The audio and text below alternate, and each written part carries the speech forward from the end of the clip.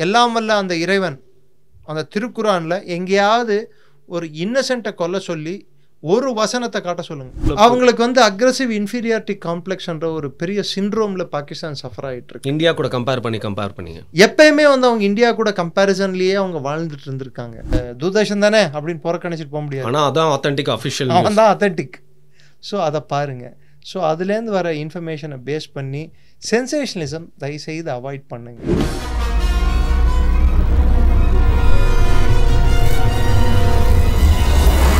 வணக்கம் வருண் டாக்ஸ் நேயர்களே. நாட்டில் வந்து பார்த்திங்கன்னா இப்போ வந்து ஒரு அசாதாரணமான சூழ்நிலை தான் வந்து நிலவிட்டு இருக்கு. ஏன்னா போர் அப்படிங்கிறது இந்தியா பொறுத்த வரைக்கும் பார்த்திங்கன்னா நம்ம அடிக்கடி எப்போவுமே வந்து போர் செய்யக்கூடிய ஒரு நாடு இல்லை. இப்போ வந்து ஒரு கிரிட்டிக்கலான ஒரு டைமில் இருக்கும். இந்த நேரத்தில் வந்து பார்த்திங்கன்னா இன்ஃபர்மேஷன் அப்படிங்கிறது ரொம்ப முக்கியம். எல்லாருக்குமே இதை பற்றின செய்திகள் தேவைப்படுது. இதை பற்றி இன்ஃபர்மேஷன் யாருக்கும் தெரியாத நான் தேடி தேடி படிக்கணும்னு நினைக்கிறாங்க, காணொலிகள் மூலியமாக பார்க்கணும் அப்படின்னு நினைக்கிறாங்க. அதில் சரியான தகவல் தான் மக்கள்கிட்ட கொண்டு போய் வந்து சேர்க்கப்பட்டிருக்கா. அது மட்டும் இல்லாமல் ஹாஃப் இன்ஃபர்மேஷன் எந்த அளவுக்கு இருக்குது.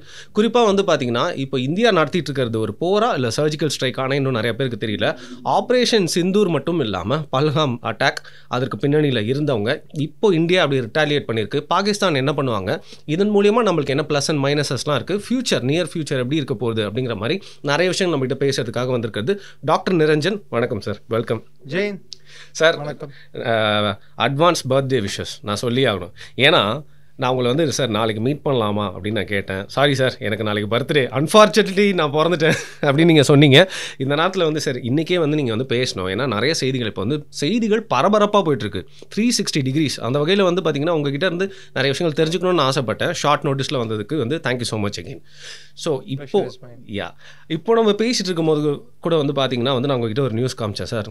இன்டர்செப்ட் பண்ணிட்டாங்க இந்தியாவில். அவ்வளோ ஏவுகணைகள் வந்து பார்த்திங்கன்னா 15 நகரங்களை குறி வச்சு பாகிஸ்தான் வந்து செலுத்திக்கிட்டே இருக்காங்க அப்படின்னு சொல்லிட்டு. ஆர் வி இன்டு அ வார் அப்படிங்கிற ஒரு கேள்வி தான் எனக்கு உடனே ஏற்படும். அதில் என்ன ஒரு ஐயம் உங்களுக்கு இருக்குன்னு எனக்கு தெரியல. இல்லை சார், நான் ஒரு விஷயம் சொன்னேன், நான் தேச துரோகியாக பார்க்கப்படுவேனான்னு தெரியல. I am not a fan of war. I think no one is a fan of war. யாருமே வந்து சண்டை வேணும்னு எதிர்பார்க்க மாட்டாங்க. Okay okay. மகாபாரதத்தில் நான் சொல்ல வேண்டிய கட்டாயம், ஏன்னா இது எல்லாரும் புரிஞ்சுப்பாங்கன்னு நினைக்கிறேன். இது நேற்றே கூட இன்னொரு இன்டர்வியூ இன்னொரு சந்தர்ப்பத்தில் கோட் பண்ணேன். தர்மராஜா வந்து கிருஷ்ணரை கூப்பிட்டு, கிருஷ்ணா நீ போய் வந்து எங்களுக்காக பேசு, எங்களுக்கு 5 ஊர்களை வாங்கி கொடுத்தா போதும், இந்த யுத்தத்தால் அழிவு தவிர்த்து வேறு எதுவும் இருக்காது, அதனால நீ போய் பேசி இதை செட்டில் பண்ணு அப்படின்னு சொல்லி அனுப்புறாரு. அப்போது அதுக்கு முன்னாடி திரௌபதி வந்து எனக்கு நடந்த அவமானத்துக்கு ஒரு அண்ணனா நீ என்ன பண்ண போற, அவங்க சொன்ன பேச்சை கேட்க போறியா இல்லை ஏன் சொன்ன பேச்சு, அவங்க சொன்ன பேச்சையும் கேட்பேன், நீ நினைச்சதும் வரும் அப்படின்னு சொல்லிட்டு போவார். அவர் போகும்போது அவர் கேட்டது வந்து எதிராளி கொடுக்க முடியாதது அவர் கேட்டார்.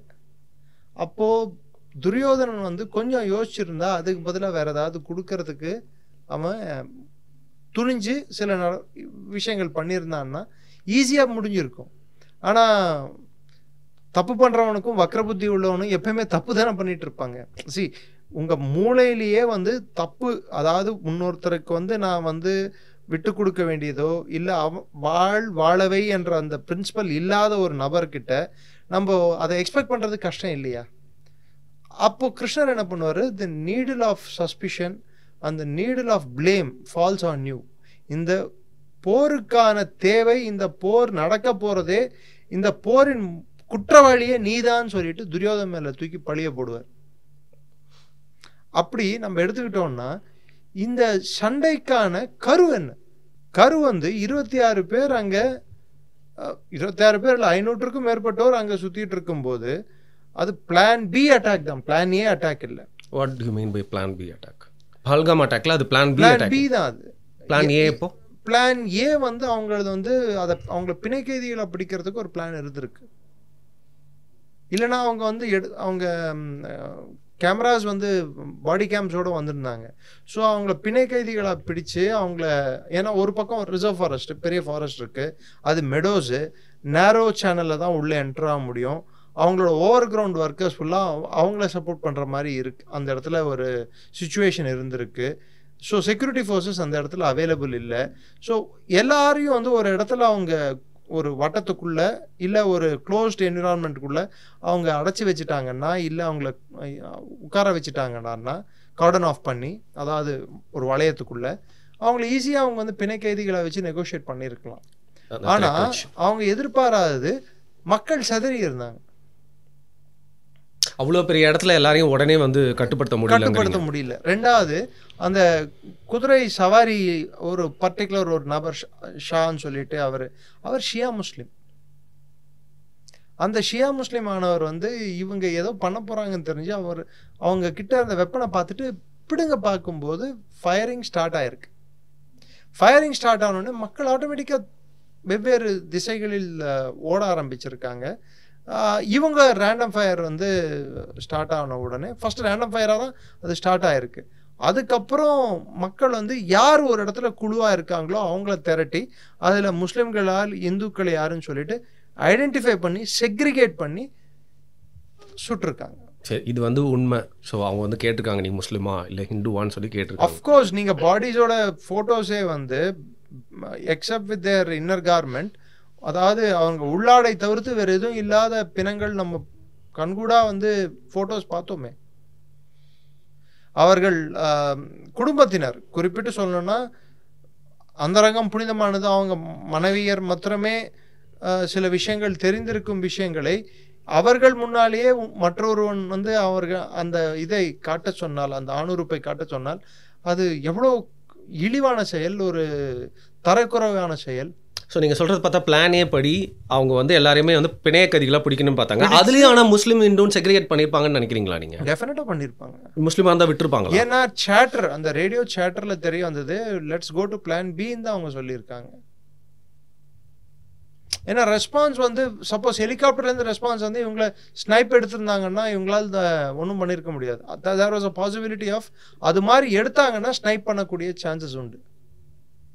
அதனால வந்ததுக்கு நம்ம ஏதோ ஒரு டேமேஜ் பண்ணிட்டு போகணும், ஒரு டேமேஜ் பண்ணணும் அப்படின்னு சொல்லிட்டு. ரெண்டாவது, யார் அதை லீட் பண்ண வந்து ஒரு எக்ஸ்-எஸ்எஸ்ஜி கமாண்டோ, பாகிஸ்தான் அஷீம் அப்படின்னு சொல்லிட்டு ஒரு எக்ஸ்-எஸ்எஸ்ஜி கமாண்டோ தான் லீட் பண்ண அந்த டீம், அந்த குழுவை. அந்த குழு வந்து டிஆர்எஃப் என்ற பேரை வந்து யூஸ் பண்ணிட்டாங்க.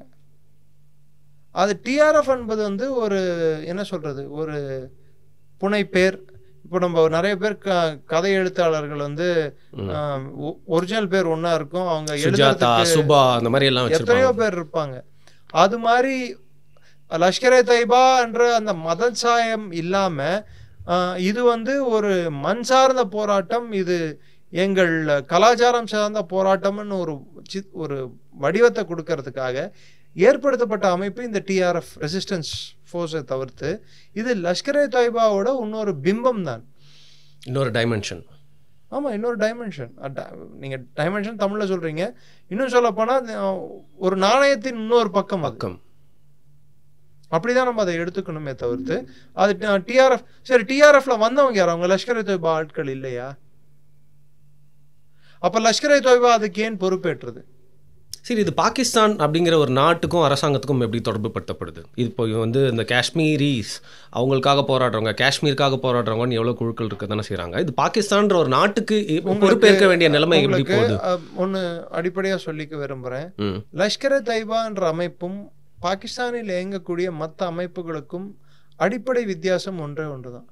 லஷ்கரே தொய்பான்ற அமைப்போட இன்னொரு பேர் சர்க்காரி லஷ்கர் அப்படின்வாங்க. கிட்டத்தட்ட அது ஒரு பாராமிலிட்டரி ஃபோர்ஸ் மாதிரி தான். அது ப்ராப்பராக சொல்லணும்னா சுன்னி ஐடியாலஜியை ஃபாலோ பண்ணக்கூடிய ஒரு அடிப்படைவாத அமைப்பில் இருந்து பிறந்த ஒரு தீவிரவாத அமைப்பு. அவங்களோட கோட்பாடுகள், கொள்கைகள் எல்லாமே பார்த்தீங்கன்னா ஜியா ஃபாலோ பண்ண அடிப்படைவாதம், ஜியாவுல்ல பீரியட்ல வந்த அடிப்படைவாதம், ஆப்கான் ஜிஹாதுக்கு எந்த அடிப்படைவாதம் வந்து காரணமாக இருந்ததோ அந்த அடிப்படைவாதத்தின் நீட்சி தான் இந்த எல்இடி ஃபார்மேஷன். ஸோ இந்த எல்இடி வந்து கிட்டத்தட்ட இராணுவத்தின் ஏவல் படை. இராணுவமோ இல்லது அவர்கள் கீழ் இருக்கும் மற்ற பாராமிலிட்டரி ஃபோர்ஸஸ், துணை இராணுவ படைகள், அவர்கள் செயல்படுத்த முடியாத காரியங்களை இந்த குழுவை வைத்து நான் ஸ்டேட் ஆக்டர்ஸ், அதாவது ஒரு ப்ராக்ஸி வார். ப்ராக்ஸி வார்ன்றதே நான் ஸ்டேட் ஆக்டர் வந்தாதான் அது ப்ராக்ஸி வாரா மாறும். இராணுவமோ துணை இராணுவமோ வந்தா இட் பிகம்ஸ் அ வார். அவர்களுக்கென்று நாடு இல்லை, நாடோட ஐடென்டிட்டி இல்லாதவர்களை அவருங்க யூஸ் பண்ணாதான் அந்த வார் வந்து ப்ராக்சி வார்ன்ற ஷேப் எடுக்குது. சரி, ஓகே. நீங்க வந்து காஷ்மீர்ல முதல் கட்டம் 90களில் ஸ்டார்ட் பண்ணி ஒரு 93 வரைக்கும் நீங்க எடுத்து பார்த்தீங்கன்னா காஷ்மீரோட வரலாற்றுல அதை இன்சர்ஜென்சின்னு சொல்லுவாங்க. இங்க நம்ம ஆட்களுக்கு இன்சர்ஜென்சிக்கும் டெரரிசமுக்கும் அடிப்படை வித்தியாசம் தெரியாது. இன்சர்ஜென்சி என்ன, அங்க காஷ்மீரோட மக்களின் ஆதரவு அந்த போராட்டங்களுக்கு பெரிய அளவில் இருந்தது. அங்க இருக்கிற இருந்தது அங்க இருக்கிற லோக்கல் மக்கள் வந்து அதுல ஈடுபட்டு இருந்தாங்க பெரிய அளவு. JKLF போன்ற அமைப்புகள் அதுல இந்த பாஸ்ட் முழு நேரமா ஈடுபட்டு இருந்தாங்க 93 வரைக்கும். அதுக்கப்புறம் ஹுஜி, அர்கத்துல் ஜிஹாத் இஸ்லாமி, ஹிஸ்புல் முஜாஹிதீன், லஷ்கர்-e-தொய்பா இது போன்ற அமைப்புகள் மிகப்பெரிய அமைப்புகளாக உருவாகின. பேசிக்காக பார்த்தீங்கன்னா Hizbul Mujahideen one of the oldest அமைப்பு அது. அதுக்கப்புறம் ஹுஜி, அதுக்கப்புறம் தான் LET, அதுக்கப்புறம் தான் JIM. ஆனால் கடைசியில் அந்த அமைப்புகளோட அந்த அவர்களின் தாக்குதல் தன்மையும் அந்த வீரியமும் அந்த அவர்கள் செய்த தீவிரவாத செயல்களும் எல்லாத்தையும் மிஞ்சி விட்டது. இந்த காலகட்டத்தில் வெளிநாட்டு தீவிரவாத அமைப்புகளை சேர்ந்த தீவிரவாதிகள் காஷ்மீர் போராட்டத்தில் உள்ளே நுழைய ஆரம்பித்தார்கள். ஆப்கான் ஜிஹாத் அங்கே முடிந்த பிற்பாடு யாரெல்லாம் வந்து பாகிஸ்தானுக்கு திரும்ப வந்தாங்களோ அவங்க எங்கேயாவது ஒரு இடத்துக்கு டீவியேட் பண்ணி ஆகணும், இல்லை பாகிஸ்தானுக்குள்ளேயே அவங்க இருந்தாங்கடான்னா அவங்களுக்கு பிரச்சனை வரும். ஸோ அவங்களுக்கு புது இடம், ஒரு சண்டை போடுறதுக்கான ஒரு இடம் தேவை. ஒரு டெப்ளாய்மெண்ட் மாதிரி அனுப்பிட்டாங்க. டெப்ளாய்மெண்ட் மாத்திரம் இல்லை, அது ஒரு அவங்களுக்கு வந்து அது ஒரு காட்டேஜ் இண்டஸ்ட்ரி மாதிரி ஆயிடுச்சு, ஒரு சிறு குறு தொழில் மாதிரியே ஆயிடுச்சு. இது மாதிரி தீவிரவாதத்தை வளர்த்து விடுவது ஒரு சிறு குறு தொழில். அதுதான் வந்து இந்த ரஷ்யா சோவியட் இன்வேஷனுக்கு அப்புறம் பாகிஸ்தான் வந்து 2 விஷயங்களில் பரிணாம வளர்ச்சி அடைஞ்சது. ஒன்று அடிப்படைவாதம், இன்னொன்று வந்து தீவிரவாதம். இது வந்து கிட்டத்தட்ட ஒன்றாக பிறந்த குழந்தைகள் மாதிரி, இரட்டையர் மாதிரி, நகமும் சதயம் மாதிரி இரட்டையர்கள் தான் அவங்க. நகம் சதம் இரட்டையர், நீங்கள் எது வேணாலும் சொல்லிக்கோங்க. அப்படிதான் அவங்க வந்தாங்க. அவங்க வந்த பிற்பாடு அவங்க பண்ண வேலைகள் எடுத்து பார்த்தீங்கன்னா த ஸ்கேல் ஆஃப் அட்டாக்ஸ் வந்து காஷ்மீரி மக்களை கொல்ல ஆரம்பிச்சாங்க. மக்களை குறிவைத்து தாக்க ஆரம்பித்தார்கள். அந்த மக்கள் மீது தாக்குதல்கள் நடக்க ஆரம்பித்தன. அப்போது இந்திய அரசாங்கத்தின் நிலைப்பாடு, இந்திய அரசாங்கத்தின் ஒரு கண்ணோட்டம் என்னவென்றால், அங்கிருக்கும் ஹார்ட்லைனர்ஸ், அதாவது மிதவாதிகள், எக்ஸ்ட்ரீமிஸ்ட் லைன் கொண்டவர்களை, கொஞ்சம் பிரச்சனைக்குரியவர்கள் அப்படின்னு சொல்லிட்டு அரசியல் கட்சிகள்லேயே 2 தரப்பு இருக்கும்போது அதில் இந்த மிதவாதிகள்னு சொல்லக்கூடிய அவங்களும் அடிப்படைவாதிகள் தான். அவங்களுக்கு வந்து பவரை கொடுத்து அவங்கள வந்து செல்லப்பிராணிகளாக கிட்டத்தட்ட அவங்கள தடவி கொடுத்து அவங்களுக்கு காசை கொடுத்து, நீங்கள் AS தௌலத் பழைய RNDWஓட செக்ரட்டரியோட அவரோட புக்ஸை படிச்சிங்கன்னா தெரியும், ஹவு ஃபூலிஷ் வாஸ் அவர் ஆப்ரேஷன் ஸ்ட்ராட்டஜி அப்படின்னு சொல்லிட்டு. Before a decade maybe? Not a decade, 2 decades, 3 decades, okay. We followed that strategy. அப்போ வந்து அந்த காலகட்டமானது அது மாதிரி நடந்ததுக்கு இன்னொரு காரணம், இந்தியாவில் ஸ்திரத்தன்மை உள்ள அரசாங்கங்கள் ஏற்படவில்லை. 85 தேர்தலுக்கு அப்புறம் 90 தேர்தலிருந்து கிட்டத்தட்ட 2014 தேர்தல் வரைக்கும் நீங்கள் எடுத்து பார்த்தீங்கன்னா ஒரு பெரும்பான்மை கட்சி ஆட்சி அமைக்காத காலகட்டம் அது. That becomes a fertile ground for Pakistan. So Pulwama தாக்குதலுக்கு அப்புறம் வந்து பார்த்தீங்கன்னா அங்கே ஒன்றும் இங்கே ஒன்றுமா வந்து பல பிரச்சனைகள் நடந்துட்டு தான் இருக்குது. இந்த பஹல்காம் அப்படிங்கிற ஒரு பெரிய, நீங்கள் சொன்னீங்க பிளான் ஏல எல்லாருமே கேப்சர் பண்ணி கூட்டு போயிட்டு பிணைக்கதிகளாக வைக்கணும்னு. இவ்வளோ பெரிய ஒரு டெரர் ஆக்டிவிட்டியை ஏன் இந்த காலகட்டத்தில் அவங்க பிளான் பண்ணுறாங்க ஆஃப்டர் அ லாங் கேப்? இந்த டைமில் பாகிஸ்தானோட அடிப்படை எண்ணோட்டம், அவர்களின் சிந்தனை, இதையெல்லாம் எதை வச்சு தெரிஞ்சுக்கணும்னா ஆசிம் முனீரோட பேச்சை வச்சு நம்ம தெரிஞ்சுக்கலாம். இந்துக்களும் முஸ்லிம்களும் வெவ்வேறு கலாச்சாரத்தால், மொழியால், உணவு பழக்கங்களால், வளர்ப்பால், இனத்தால், மதத்தால், இது மாதிரி வரிசையாக அடிக்கிட்டே போனார். பட் தட் மேன், அந்த நபர், இன்னும் என்னால் வந்து கரெக்டான வேர்டு யூஸ் பண்ண முடியும், அந்த கயவன், அந்த ஆண்மை இல்லாத ஒரு ஜென்ரல். அந்த ஜென்ரலுக்கு வந்து 2 குறிக்கோள் இருந்தது. ஒன்று, பதவி காலத்தை எப்படி நீட்டித்துக் கொள்வது. 2வது, பாகிஸ்தானில் நடக்கும் அமளியை எப்படி நிறுத்துவது. ஏனென்றால் பாகிஸ்தான் என்ற நாடு சர்வைவல் ஆகிட்டு இருக்கிறதே இந்தியாவின் மீது வெறுப்புணர்வு கொண்டுதான். நீங்க வந்து இந்தியா பாகிஸ்தானை விட்டு பிரிந்து, அதாவது பாகிஸ்தான் நம்மளை விட்டு பிரிந்த பிற்பாடு பாகிஸ்தான் பிரிந்து போச்சுன்னு நம்ம தோய்ந்து போய்விடலை. கல்வி, சுகாதாரம், இன்ஃப்ராஸ்ட்ரக்சர், அதாவது கட்டமைப்பு, இதன் மீது நாம் கவனம் செலுத்தினோம். அது அரசுகள் தவறுகள் செய்திருக்கலாம், பட் அஸ் அ கண்ட்ரியை நம்மளோட நோக்கம் வந்து முன்னேறி செல்வது தான். 1960களில் PL 480 ப்ரோக்ராம்னு ஒன்று வந்தது. அமெரிக்கா வந்து அவங்களுக்கு எது வந்து யூஸ்லெஸ் வீட்டுன்னு கடலில் டம்ப் பண்ணிட்டு இருந்தானோ அந்த வீட்டை வாங்கி ப்ராசஸ் பண்ணி பிரெட்டாக பண்ணி நம்ம மிட் டே மீல் ஸ்கீம் எடுத்துகிட்டு வந்தாங்க. ஸோ அந்த அளவுக்கு இருந்த நாடு இன்னைக்கு கிட்டத்தட்ட 80 கோடி பேருக்கு நம்ம ஃபோர்ட்டிஃபைடு ரைஸும் வீட்டும் கொடுத்து ஃப்ரீயாக கொடுத்துட்ருக்கோம், கோதுமையும் அரிசியும் 80 கோடி மக்களுக்கு. அதாவது இன்றைக்கு அமெரிக்கா பாப்புலேஷன் கிட்டத்தட்ட 3 மடங்கு அமெரிக்கா பாப்புலேஷனுக்கு ஃப்ரீயாக சாப்பாடு கொடுத்துட்ருக்கோம். அந்தளவுக்கு வளர்ந்து வந்திருக்கோம். நம்ம வளர்ந்து வந்த பாதை நம்ம பார்த்தோன்னா அதுக்குன்ட்டு நம்ம வந்து நம்ம மேலே நம்மளே தோல் தட்டிக்கலாம், நம்ம பெருசாக சாதிச்சுதா பத்தாது. இன்னும் வளர வேண்டியது இலக்குகள் நிறைய இருக்கின்றன, அடைய வேண்டிய இலக்குகள். பட் ஒரு நாடாக நம்ம கடந்து வந்த பாதை, நம் பயணம், நாம் எடுத்துக்கொண்ட முயற்சிகள், ஒவ்வொரு பிரதமரும் தெரிந்தோ தெரியாமலையோ அவர்கள் பல நல்லதும் செய்துள்ளனர், கெடுதலும் செய்துள்ளனர்.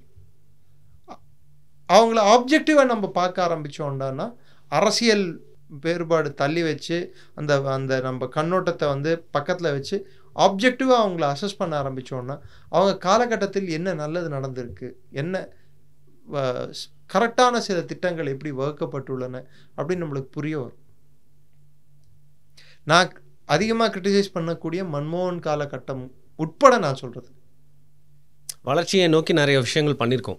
ஏன்னா இந்தியாவோட ஒரு அந்த ஒரு சுபாவமே வந்து பார்த்தீங்கன்னா நம்ம நாட்டை வளர்த்துட்டு போகணும், இப்போ உலக மேடையில் நம்ம எப்பவுமே முன்னேறணும். நீங்கள் வந்து நம்ம வீட்லேயே கூட பக்கத்து வீட்டு பையன்கிட்ட போய் சண்டை போட்டு வந்தால் ஃபஸ்ட்டு எதுக்குடா தேவையில்லாமல் நம்மளை தான் கண்டிப்பாங்க.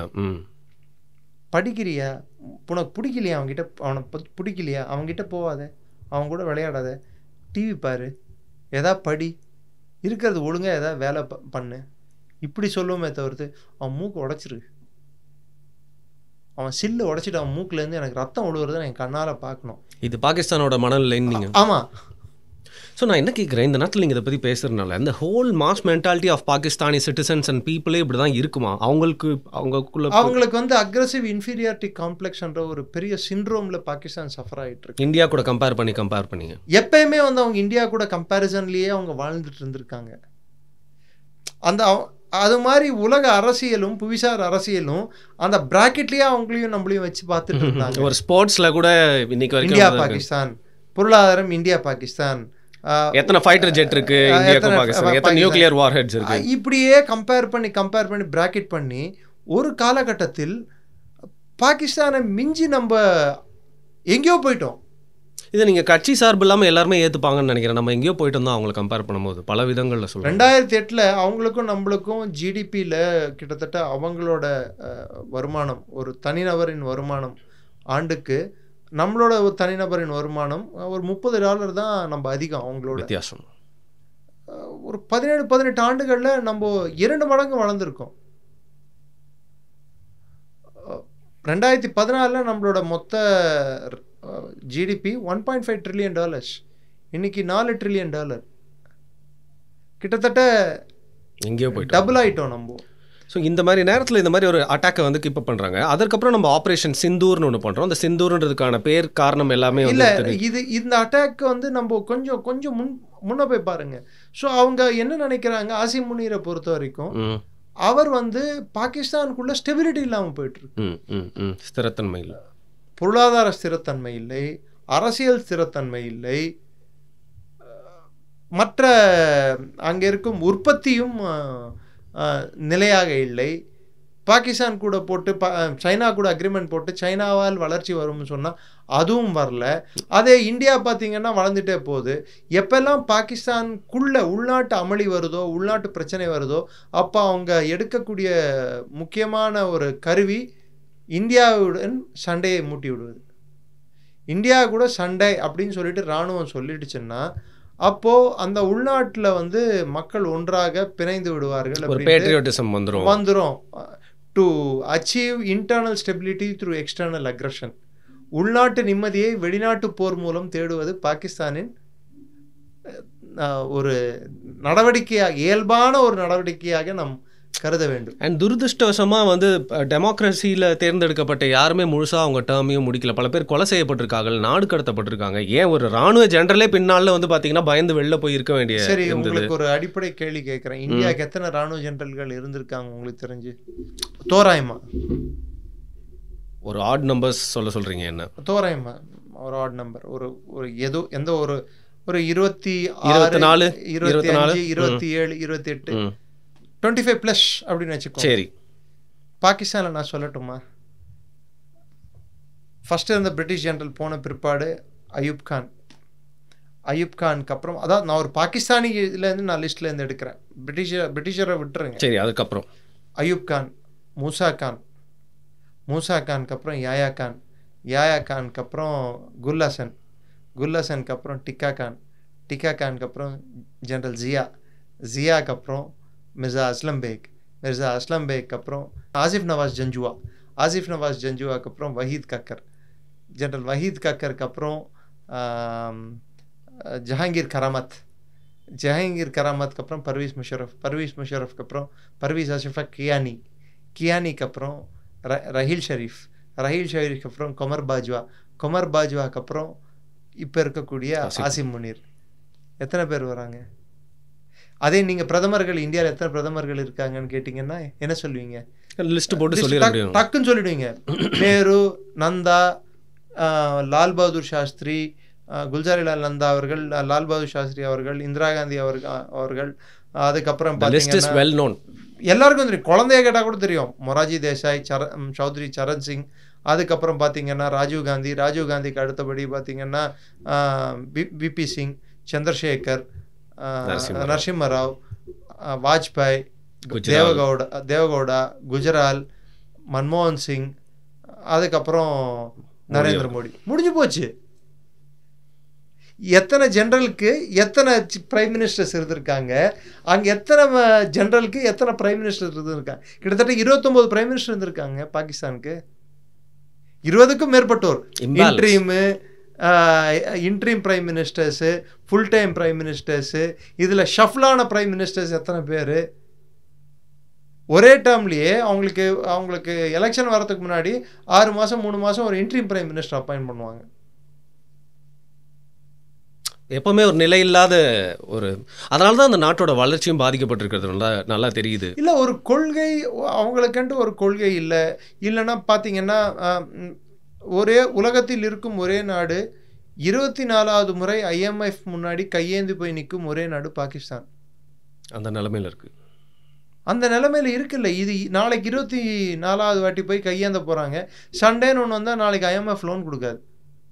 ஸோ அவங்களுக்கு இப்போ வந்து ஒரு வெள்ளைக்கொடி காட்ட வேண்டிய ஒரு இடத்துல இருக்காங்களா? கம்பல்ஷனில் இருக்குது. அதனால தான் சிவிலியன் கவர்மெண்ட் நீ எஸ்கலேட் பண்ணாதேன்னு ஆர்மியை சொல்கிறேன். அங்கேயே வந்து இரு பிரிவுகள் வந்து வேறு வேறு கருத்துக்கள் இருக்குது, கருத்து வேறுபாடு இருக்குது. நீ வந்து அதனால தான் நேற்று ख्वाजा ஆசிஃப் அவங்களோட இராணுவ அமைச்சர் வந்து இந்தியாவை நிறுத்திவிட்டால் நாங்களும் ஏன்னா அவங்களுக்கு அந்த பணம் வரணும், அந்த ட்ரான்ஸ்ஃபர் ஆஃப் கேஷ் வரணும், அந்த $7.5 பில்லியன் வரணும். அவங்ககிட்ட இருக்கிற பணம் இருப்பே பார்த்தீங்கன்னா $10.2 பில்லியன். இல்லை, அவரான ஒரு மாற்றி பேசக்கூடிய ஒரு நபரை தான் பாகிஸ்தானில் எந்த அரசியல்வாதி வந்து நிலையா அவங்க சொன்னது மேலே அழுத்தம் திருத்தமாக நின்று இருக்காங்க. நிலையாக பேசினா தலை இருக்காது. பூட்டோ ஒரு எக்ஸாம்பிள், ஜுல்ஃபக்கீர் அலி பூட்டோ ஒரு எக்ஸாம்பிள். இந்திரா காந்தி வர்ச்சுவலி கால் கிட்ட உட்கார்ந்து கெஞ்சி மன்றாடி கூத்தாடி அந்த 93,000 பேரை மீட்டு சென்றான். பூட்டோ. போன பிற்பாடு நாங்கள் புல்லாவது திங்குவோம், ஆனால் ஆட்டமாம் பண்ணுவோம் அப்படின்னா. So this is a typical Pakistani mentality. And இன்னைக்கு அவங்க சஃபர் ஆகிறது வந்து அக்ரெசிவ் இன்ஃபீரியாரிட்டி காம்ப்ளெக்ஸும், ரெண்டாவது வந்து அவங்களுக்கு என்றைக்குமே ஒரு மனதளவில் பாகிஸ்தானியர்களுக்கு எண்ணம் என்னவென்றால் இந்துக்களால் சண்டை போட முடியாது, இந்துக்களுக்கு வீரம் கம்மி அப்படின்னு சொல்லிட்டு ஒரு மனப்பான்மை உண்டு. பெரும்பான்மையான இந்தியன்ஸ் அவங்க அப்படி பார்க்குறாங்கன்னு சொல்கிறீங்க. குறிப்பிட்ட இந்துக்கள் they consider Indian army as a Hindu army. But அவங்க மறந்து போகிறது என்னடான்னா, அவர்களை 1971 தோற்கடிக்கும் போது இந்திய இராணுவ தளபதியாக இருந்தவர் ஒரு பார்சி, ஈஸ்டர்ன் கமாண்டராக இருந்தவர் ஒரு சீக்கியர், அவரின் நம்பர் 2ஆக செயல்பட்டு சீஃப் ஆஃப் ஸ்டாஃபாக செயல்பட்டு அந்த சரண்டரை வந்து அமல்படுத்தினவர் ஜெனரல் ஜேக்கப் வந்து ஒரு ஜூ. இதிலே டைவர்சிட்டி இவ்வளோ இருக்கு. ஸோ இது என்ன அந்த அவங்களுக்கு வந்து கிராண்டியூர் இல்யூஷன்னு சொல்லுவாங்க.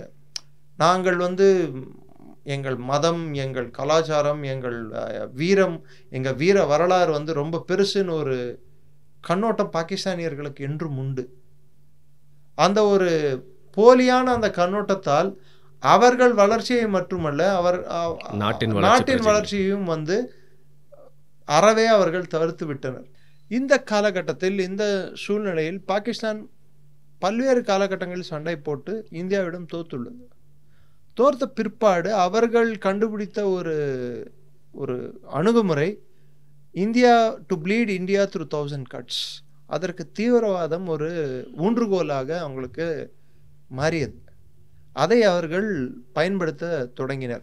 முதல் இந்தியாவில் வந்து இந்தியாக்குள்ளேயே இருக்கும் டிஸ்சாட்டிஸ்ஃபைடு எலிமெண்ட்ஸ் அப்படின்வாங்க. இங்கே வந்து அரசாங்கத்தின் மீது அவர்கள் கோபம் இருக்கலாம், இல்லை கிளர்ச்சி செய்யணுன்ற அந்த எண்ணோட்டம் இருக்கும் நபர்களை முதல்ல ட்ரெயின் பண்ணி இங்கே பிரச்சனையை உண்டாக்க பார்த்தாங்க. அந்த கட்டத்தை தாண்டின பிற்பாடு அவர்கள் நாட்டில் இருந்தே தீவிரவாதிகளை உள்ளே அனுப்பி தாக்குதல் செய்யும் ஒரு கட்டத்துக்கு 2000 ஆண்டிலிருந்து நம்ம எடுத்துக்கிட்டோம்னா பெஞ்ச்மார்க்கா. அதுக்கப்புறம் பார்த்தீங்கன்னா இந்தியாவில் நடந்த மிகப்பெரிய தாக்குதல்கள் எல்லாமே பாகிஸ்தான் நாட்டை சேர்ந்தவர்கள் தான் இருப்பார்கள்.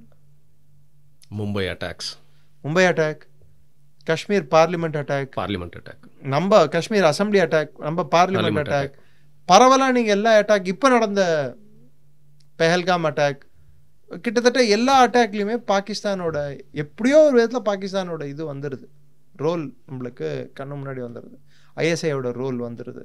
ஸோ இதெல்லாம் வரதுனால இப்போ ஆசிம் முனீருக்கு வந்த ஒரு திடீர் யோசனை என்ன என்றால், பலூச்சிஸ்தானில் பிரச்சனை தலைக்கு மிஞ்சி போயிட்டுருக்கு.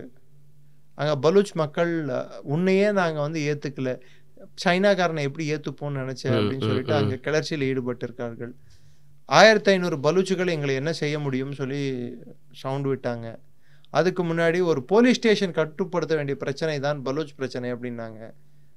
ஒரு கோர் கமாண்டாலேயே அதை கண்ட்ரோல் பண்ண முடியும். ஒரு கோர்னா கிட்டத்தட்ட 50,000 ட்ரூப்ஸ், 45 to 50,000 ட்ரூப்ஸ் இருப்பாங்க ஒரு கோரில்.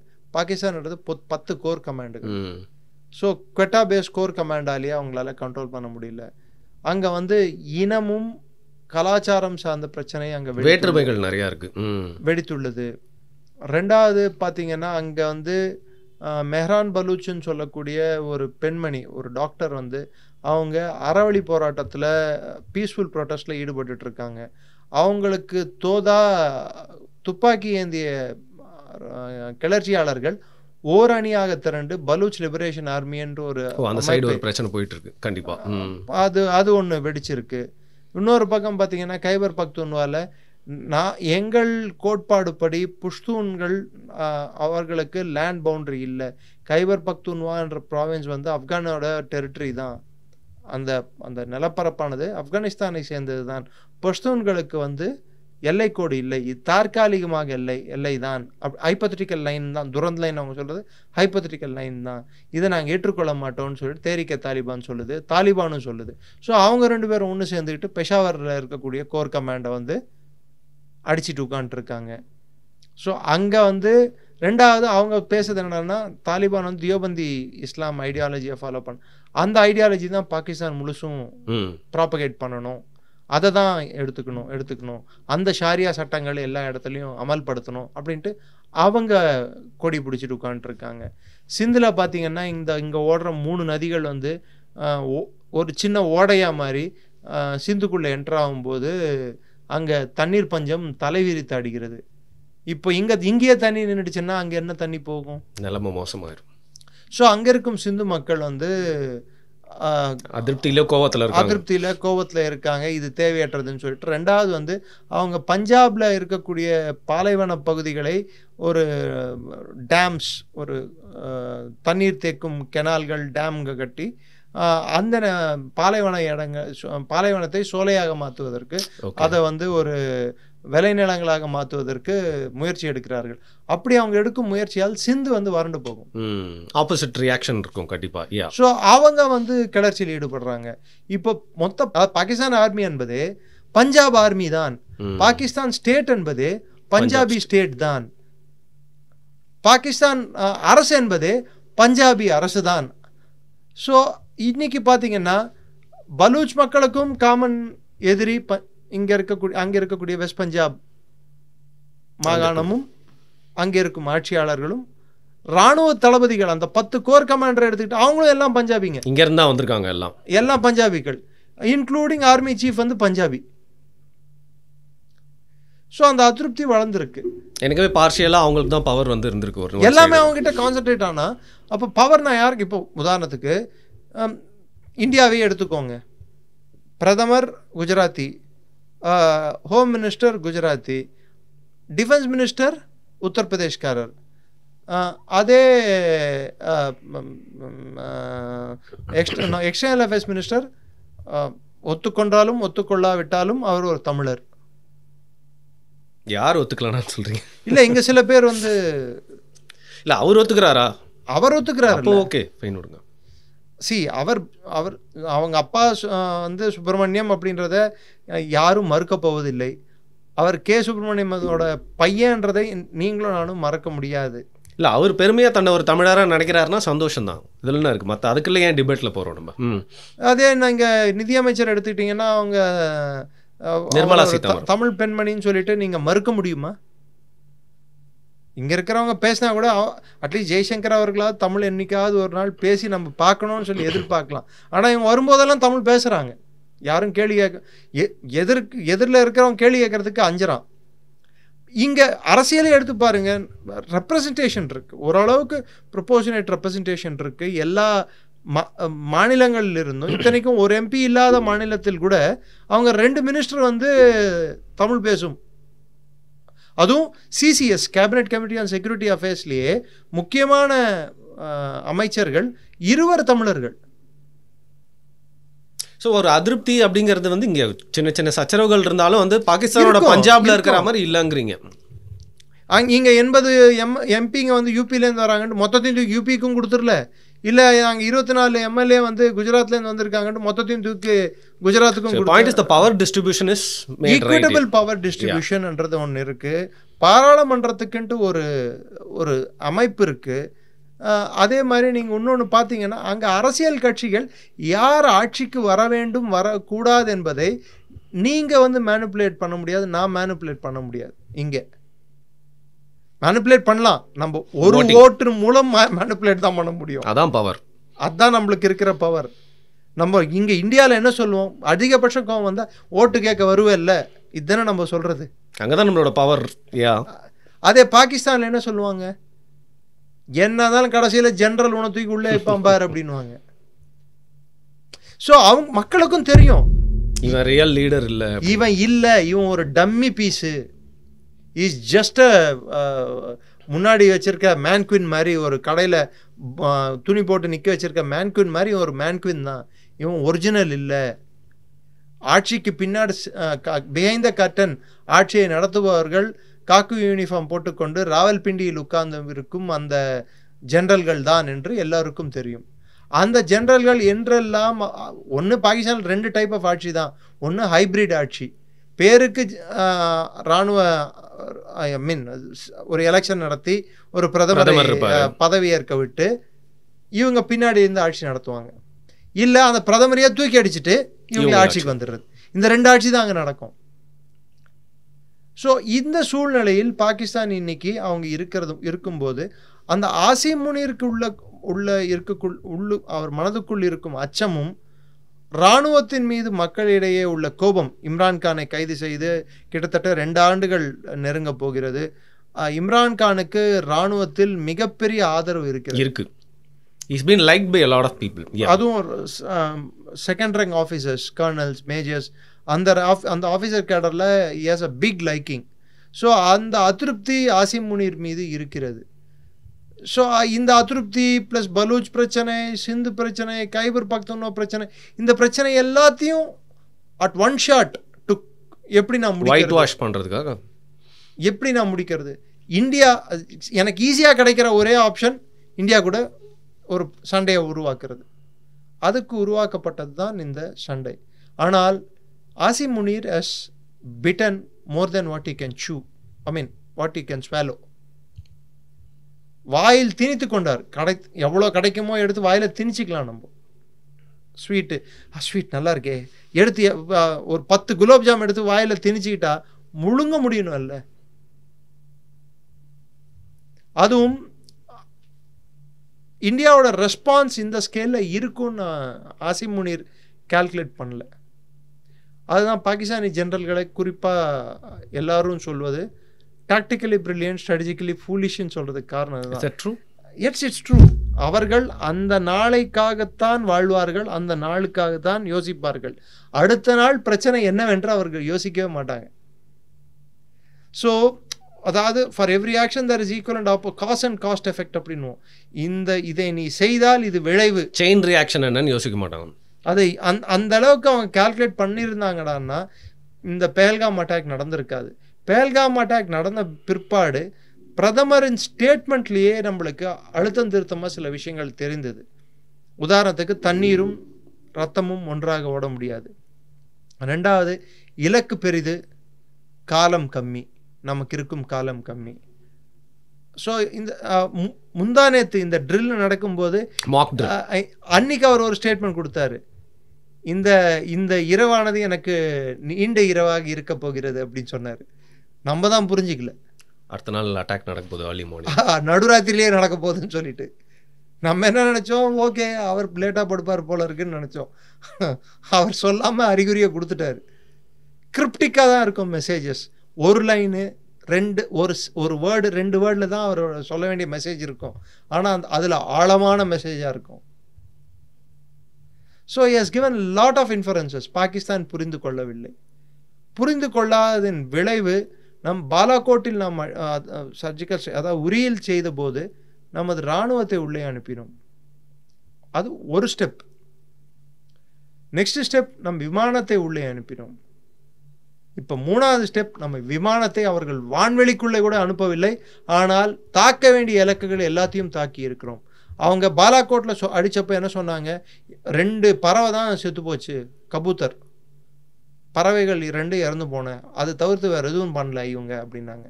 சரி, அன்னைக்கு கிராஸ் செக் பண்ண முடியல, வெரிஃபை பண்ண முடியல, அதனால் ஒன்றும் சொல்ல முடியல. இப்போ பாம்பு போட்டது எல்லாமே மக்கள் வசிக்கும் இடங்கள்.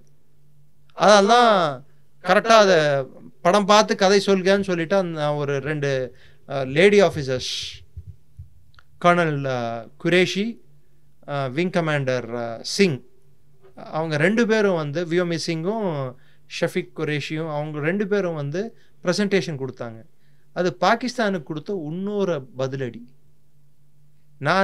அதாவது நீ எங்கள் மகளிரை தொட்டால், எங்கள் தாய்மார்களை தொட்டால் அதற்கு எங்கள் தாய்மார்களே உங்களுக்கு பதில் கொடுப்பார்கள். எங்கள் தாய்மார்கள், எங்கள் நாட்டின் வீராங்கனைகள், வீரமங்கைகள் உங்களை என்ன செய்ய வேண்டுமோ அதை செய்வார்கள். அதுதான் அந்த மெசேஜ். ஓகே. ஸோ இந்த ஆப்ரேஷன் சிந்தூர்க்குள்ளே வந்துட்டீங்க நீங்கள். நம்ம ஒரு 15 இடங்களில் போய் அடிச்சிருக்கோம் இல்லையா? 9 இடங்களில் அடிச்சிருக்கோம். அந்த பர்டிகுலர் இடத்த சூஸ் பண்ணுறதுக்கான காரணம் என்ன? அந்த சிந்தூர் பேர் காரணம் தெரியும், பட் பின்னாடி இருக்கிறது கிட்டத்தட்ட லஷ்கர் தொய்பாவோட ஹெட் குவார்ட்டர்ஸ். ஓகே. ஹஃபீஸ் சயீதோட வீடு இருக்கு. பாவல்பூர் ஜெய்ஷே முகமதோட ஹெட் குவார்ட்டர்ஸ். அவங்க டார்கெட் பண்ணது ஜெய்ஷே முகமதோட 4 இடங்கள். எல்இடியோட 3 இடங்கள், ஹிஸ்புல் முஜாஹிதீனோட 2 இடங்கள், அதில் 4 இடங்கள் பாகிஸ்தான் மையத்தில் உள்ளன பஞ்சாப்ல. ஓகே. டெப்த் ஆஃப் அட்டாக் பார்த்தீங்கன்னா 160 கிலோமீட்டர் உள்ள போய் நம்ம அதான் இருக்கல அதிகமா 160 கிலோமீட்டர் உள்ள போயிருக்கோம்னா கிட்ட பவல்பூர். ரெண்டாவது பவல்பூர் இஸ் கோர் கமாண்ட். அங்க ஒரு 45,000 to 50,000 படைகள் இருக்காங்க. அங்க ஒரு ஏர்பேஸ் இருக்கு. அதையெல்லாம் தாக்காம குறிப்பிட்டு இவங்களே தான் தாக்கியிருக்காங்க. கிட்ட வரைக்கும் வந்துட்டு அவங்கள தாக்கிட்டு போயிருக்கோம்னு சொல்ற மாதிரி ஒரு மெசேஜ். இல்ல, உன்னை விட்டுட்டோம், எவனை பண்ணானோ அவனை விட மாட்டோம். நெக்ஸ்ட் எஸ்கலேஷன் லேடர்ல நீ வந்தன்னா அப்போ உனக்கும் விடும். So that's the message. That is a clear. ஆனால் எங்கள் மசூதிகள் மேலே குறிப்பாத்து போட்டுட்டாங்கன்னு ஃபுல்லாக அப்படிதானே அவங்க வந்து சொல்லிக்கிட்டு இருக்காங்க. பம்பார்ட்மெண்ட் நடக்கும்போது ஒரு அந்த இடத்துல நீ என்ன வச்சிருக்கேன்னு சொல்லிட்டு பார்த்தெல்லாம் போட முடியாது. சரி. ஸோ மசூதிகளில் வந்து எல்லாம் வல்ல அந்த இறைவன் அந்த திருக்குரானில் எங்கேயாவது ஒரு இன்னசென்ட்டை கொல்ல சொல்லி ஒரு வசனத்தை காட்ட சொல்லுங்க. இல்லையா? இல்லை. வாஜதே கத்தில காத்தில்னு சொல்லிட்டு இஸ்லாமை நம்பாத காஃபிர்களை கொல்லலாம் அப்படின்னு சில வசனங்கள் இருந்தாலும் ஒரு உயிரை கொல்வது கூட, ஒரு இன்னசென்ட்டை கொல்வது கூட மொத்த மனித இனத்தையே கொல்வதற்கு சமம் அப்படின்னு சொல்லிட்டு ஒரு வாசகம் இருக்கு. நல்ல எண்ணத்துக்கு தான் போச்சிருக்காங்க. ஸோ அப்படிப்பட்ட ஒரு இதை நீ ஃபாலோ பண்ணிட்டு வாஜதுல் காத்தில்னு சொல்லிட்டு இந்துஸ் எல்லாம் காஃபிர்கள், இவர்களை கொல்ல வேண்டும் அப்படின்னு சொல்ற ஒரு எண்ணத்துல நீ கொன்ன. சரி, எங்களோட 26 தாய்மார்களை நீ வந்து அவர்களின் கணவர்களை பிரித்தாய், விதவையாக்கி மசூதா சார் என்று உன்னோட குடும்பத்தில் 14 பேர் அவுட்டு. ஆனால் பரவாயில்லங்கிறாரு. எங்க பரவாயில்லன்னு சொல்ல, யாக்குதா அப்படின்னு சொல்லி கத்தியிருக்கான். அப்படின்னா ஏ கடவுளே என்ன அப்படின்னு சொல்லி என்னையும் எடுத்துட்டு போக கூடாதா? நீ இருக்கணும், அந்த வழி அப்பதான் தெரியும். லஷ்கர்-ஏ தொய்பாவோட சீஃப் ஹஃபீஸ் சயீத் இருக்கணும். அவங்க குடும்பத்தினர் போகும்போது அவர்கள் இது மாதிரி பேசிட்டு இருந்து திடீர்னு இல்லாம போகும்போது தான் அந்த வழி அவங்களுக்கு தெரியும். பாகிஸ்தானி தீவிரவாதிகள் இதை மனதில் கொள்ள வேண்டும், அதை புரிந்து கொள்ள வேண்டும். இப்போ அவங்க பாகிஸ்தானி மீடியா இதை எப்படி வந்து போர்ட்ரே பண்ணிருக்காங்க? ஏன்னா சிவிலியன்ஸ் வந்து இறந்தது, குழந்தைகள் இறந்ததெல்லாம் வந்து இப்போ வந்து காட்ட ட்ரை பண்ணிட்டு இருக்காங்க. இப்போ வந்து இந்தியா ஏதோ பெரிய தவறு பண்ணிட்டாங்க. பாகிஸ்தானியர்கள் பிறப்பால் they are called congenital liars அப்படின்வாங்க. தப்பி தேவையா உண்மை பேசினா கூட அது பொய்ன்னு தான் உலகமே நம்பும். உலகம் நம்புதா? சரி, அவங்களோட நெருங்கிய நண்பன் நகமும் சதை போல், வானமும் பூமி போல், சந்திரனும் சூரியனும் போல் நட்பு கொண்ட 2 நாடுகள் சைனாவும் பாகிஸ்தானும். சைனா என்ன சொல்லியிருக்கு? தீவிரவாதம் அறவே கண்டிக்கப்பட வேண்டிய செயல். கை கழுவிட்டாங்க. அதுக்கு அடுத்தபடி கொடுத்துருக்கிற சென்டென்ஸ் என்ன? இந்த இந்தியாவின் தாக்குதலானது தவிர்க்கப்பட வேண்டியது, இதை வருந்துகிறோம். தவிர்க்கப்பட வேண்டியது கூட சொல்ல, வருந்துகிறோம் அப்படின்ட்டு. அதை வெளில போயிட்டாங்க அவங்க. நான் இல்லை, நான் பீட்டு அப்படின்னு லோக்கல் மெட்ராஸ் பாஷையில் சொல்றது அதுதான் சொல்லியிருக்காங்க அவங்க. So no one is backing them. No, not even the Gulf states, Saudi Arabia, ஈரானோட ஃபாரின் மினிஸ்டர் இன்னைக்கு இந்தியாவில் இருக்காரு. அங்கே போயிட்டு தான் இங்கே வந்தார். கல்ஃப் ஸ்டேட்ஸில் யாரும் சார், எல்லாருக்கும் தெரியும் பணம் எங்கே இருக்கு, பொருளாதாரம் எங்கே இருக்கு, மார்க்கெட் எங்கே இருக்குன்னு தெரியும் சார். எது அடுத்த வல்லரசு ஆகிட்டு இருக்குன்னு தெரியும் சார்.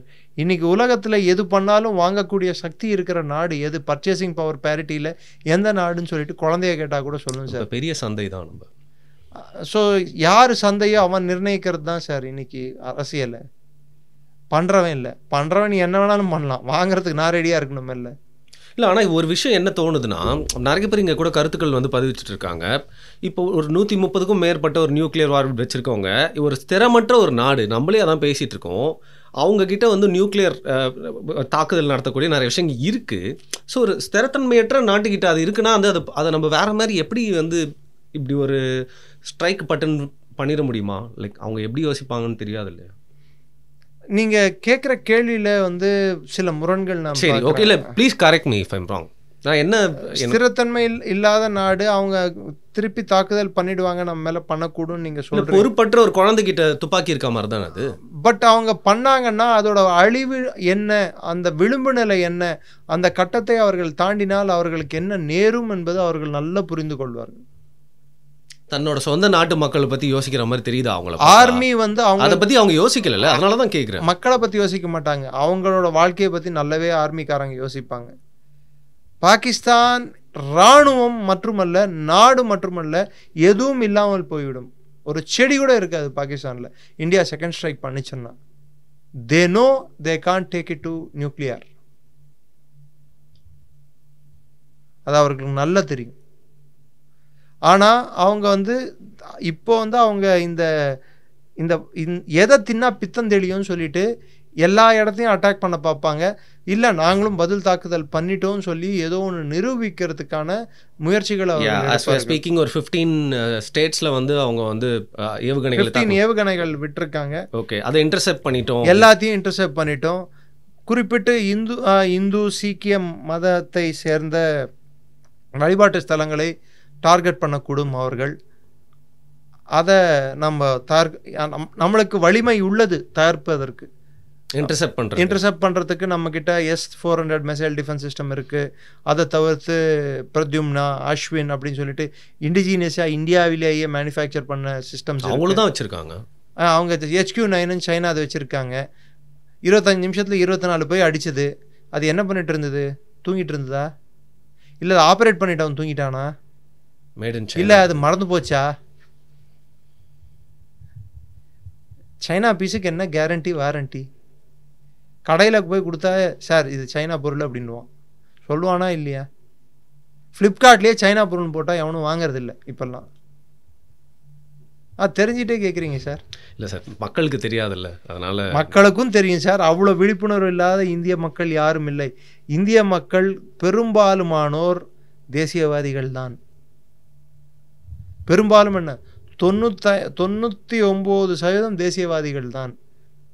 எங்கோ புல்லுருவிகள் எல்லா சொசைட்டிலும் இருக்கிற மாதிரி 1-2 இருக்கும் இந்திய இராணுவத்துக்கு எதிராக எழுதுகிறோம். அவங்களுக்கு வந்து ஒரே ஒரு விஷயந்தான் பண்ணோம்.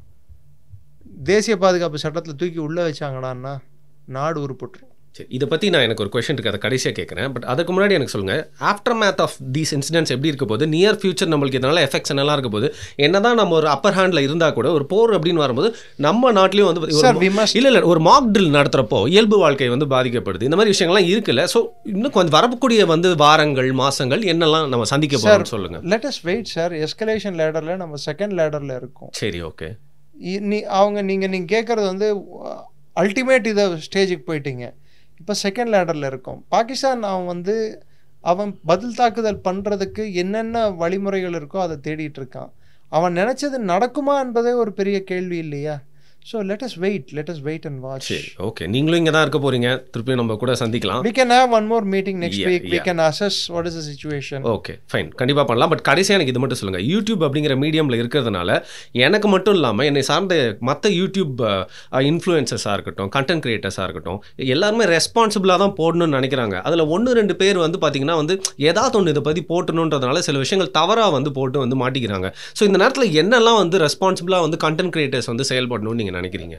இது ஃப்ரம் யுவர் ஹார்ட் நீங்க வந்து சொல்லுங்க. கவர்மெண்ட்டோட இன்ஃபர்மேஷன், பிரஸ் இன்ஃபர்மேஷன் பீரோ என்ன ரிலீஸ் பண்ணுறாங்கன்ற தயவுசெய்து பாருங்க. ரெண்டாவது ADGPI ஆர்மி வந்து என்ன இன்ஃபர்மேஷன் ரிலீஸ் பண்ணுறதுன்னு பாருங்க. அதை பார்த்து அதை அசஸ் பண்ணுங்க. ரெண்டாவது அஃபிஷியலாக வர நியூஸஸை முடிஞ்சால் தூர்தர்ஷன் நியூஸை வந்து அப்பப்போ கவனிங்க. அதை தூர்தர்ஷன் தானே அப்படின்னு புறக்கணிச்சிட்டு போக முடியாது. ஆனால் அதான் ஆத்தென்டிக் அஃபிஷியல், அவன் தான் ஆத்தென்டிக். ஸோ அதை பாருங்கள். ஸோ அதுலேருந்து வர இன்ஃபர்மேஷனை பேஸ் பண்ணி சென்சேஷனலிசம் தயவுசெய்து அவாய்ட் பண்ணுங்கள். 2 சைடுமே அது எதை வந்து மூட்டி விடுற மாதிரி இருந்தாலும் சரிதான். சென்சேஷனலிசம் அவாய்ட் பண்ணுங்கள். ரெண்டாவது ஆஸ் அ ரெஸ்பான்சிபிள் சிட்டிசன், பழைய எம்ஜிஆர் பாட்டு தான், பட் இங்கே சொல்ல வேண்டிய கட்டாயம் இருக்கிறதுனால, நாடு அது நாடாவிட்டால் ஏது வீடு. ஸோ இது நம் நாடு நான் நினச்சோன்னா நம்ம வீடும் நிம்மதியாக இருக்கும். அங்கெங்கேயோ தானே பிரச்சனை இருக்குன்னு நம்ம நினச்சோண்டான்னா அந்த பிரச்சனை நம்ம கிட்ட வர வரைக்கும் ரொம்ப நாள் ஆகாது. We are also not safe என்றீங்க. Nobody is safe in this nuclear or in this present day modern conflict. இன்னைக்கு இருக்கக்கூடிய போர் கண்டிஷனில் அந்த இட் ஹஸ் பிகம் இந்த உலகமே வந்து ஒரு சுருங்கிய போர்க்களமாக மாறிக்கொண்டிருக்கிறது. இதில் வந்து நான் சேஃபு நான் இம்யூன்னு சொல்கிறதுக்கே இல்லை. அது கோவிட் நம்மளுக்கு ஒரு வாட்டி காட்டிட்டு போயிடுச்சு. ஸோ அந்த காரணத்தினால் விழிப்புணர்வோடு இருப்போம், தேசியத்தை காப்போம். மிஸ்இன்ஃபர்மேஷன்ஸை வந்து ஸ்ப்ரெட் பண்ணாமல், டிஸ்இன்ஃபர்மேஷன் அண்ட் மிஸ்இன்ஃபர்மேஷன் ரெண்டுத்தையும் ஸ்ப்ரெட் பண்ண தேசிய இது என் நாட்டின் நலனா அப்படின்ட்டு கொஞ்சமாவது யோசிச்சு இன்ஃபர்மேஷனை போடுங்க. சென்சேஷனலிசத்துக்கு டைட்டில் வைக்காதீங்க. பாகிஸ்தான் ராணுவம் டெல்லியை அடிக்குமா இது மாதிரி டைட்டில் வைக்காதீங்க. இது அச்சுறுத்தும். திருப்பதி பாகிஸ்தானின் ரேடாரில் உள்ளது இது மாதிரி வைக்காது. தயவுசெய்து பண்ணாதீங்க. This is not journalism, this is vulturism. Please don't do that. Okay sir, நானும் என்னோட தம்ப்நெயிலில் முடிஞ்ச அளவுக்கு சென்சேஷனலைஸ் பண்ணாமல் முக்கியமாக நம்ம என்ன பேசியிருக்கோமோ அதை மக்கள்கிட்ட கடத்துற மாதிரியான ஒரு டைட்டில் வைக்க பார்க்குறேன். Thank you so much. நிறைய விஷயங்கள் பேசியிருக்கேங்க டெப்த்தில் இருந்து. சார் நான் அவசரப்பட்டுட்டே இருந்தாலும் இல்லை இதை கேளுங்கன்னு சொல்லிட்டு நிறைய பேருக்கு தெரியாத விஷயங்கள் சொன்னீங்க. நீங்கள் சொல்லியிருக்கீங்க நெக்ஸ்ட் வீக்கும் நம்ம உட்காந்து அசஸ் பண்ணலான்னு சொல்லிட்டு. ஸோ அதனால் உங்களை இப்போ விட்டுறேன். Thank you so much for your time sir. Jain, நன்றி.